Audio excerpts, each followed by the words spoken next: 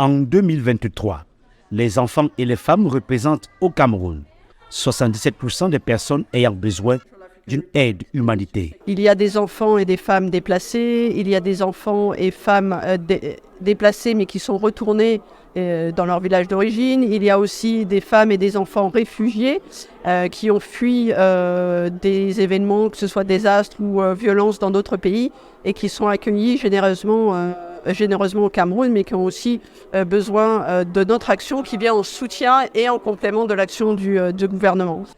D'après les Nations Unies, les crises externes et internes ont mis 4,7 millions de personnes en situation de besoin d'aide humanitaire au Cameroun. Mais seulement 2,7 millions seront couvertes par le plan de réponse humanitaire.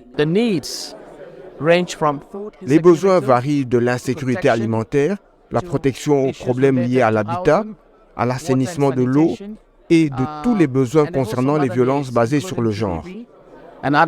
Cette année, il faut 407 millions de dollars pour répondre aux besoins urgents des personnes en situation de vulnérabilité. Ce sont des fonds à mobiliser. Nous avons besoin d'efforts collectifs, des efforts de tous. Nous en avons déjà reçu un peu, nous sommes au mois de mai, mais pas autant et pas ce qu'il faudrait. Il faut redoubler d'efforts dans cette mobilisation collective.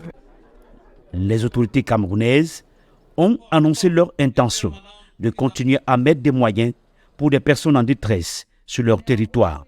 Les défis sécuritaires actuels, la présence des réfugiés centrafricains dans la région de l'Est, du Nord et de la Damawa, ainsi que des réfugiés nigériens à l'extrême Nord, amènent au gouvernement à monter d'un cran dans son action humanitaire en faveur des personnes vulnérables.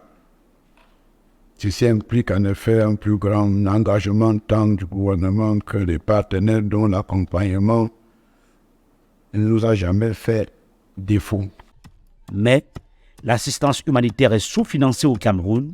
L'année dernière, les besoins n'ont été financés qu'à hauteur de 55%. Emmanuel Juntap pour VOA Afrique, Yaoundé.